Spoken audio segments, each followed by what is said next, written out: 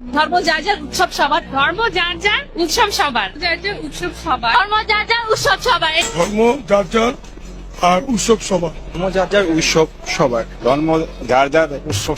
আজ পর্যন্ত কোনোদিন মুসলমানদের উৎসব শবে বরাত একটা হিন্দু মসজিদে দেখার জন্য আসলো না। মুসলমানদের উৎসব শবে কদর একটা হিন্দু কোনোদিন চাওয়ার জন্য আসলো না।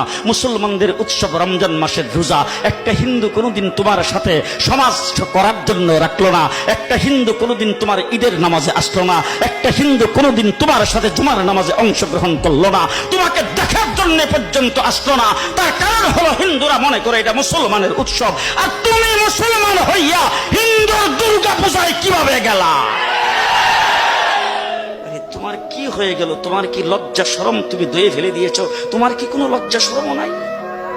তোমার কি কোনো লজ্জা শরমও নাই? আবার কি সুন্দর বলতেছ, ধর্ম যার যার উৎসব সবাই। হাই হাই হাই, ও মুসলমান যুবকেরা ভালো করে শোনো, ধর্ম যার যার উৎসব সবার, তাইলে বিয়া যার যার বউ তো সবার।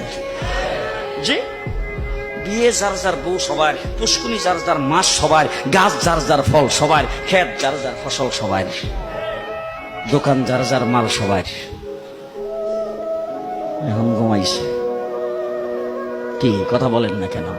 তাহলে আমার দোকানের মাল যদি আমার হয়, আমার ক্ষেতের ফসল যদি আমার হয়, আমার গাছের ফল যদি আমার হয়, আমার গাছের নারিকেল যদি আমার হয়, আমি বিয়ে করলে বউ যদি আমার হয়, মুসলমান আমার পুষ্কুনির মাছ যদি আমার হয়, তাইলে ধর্ম যার উৎসব তার।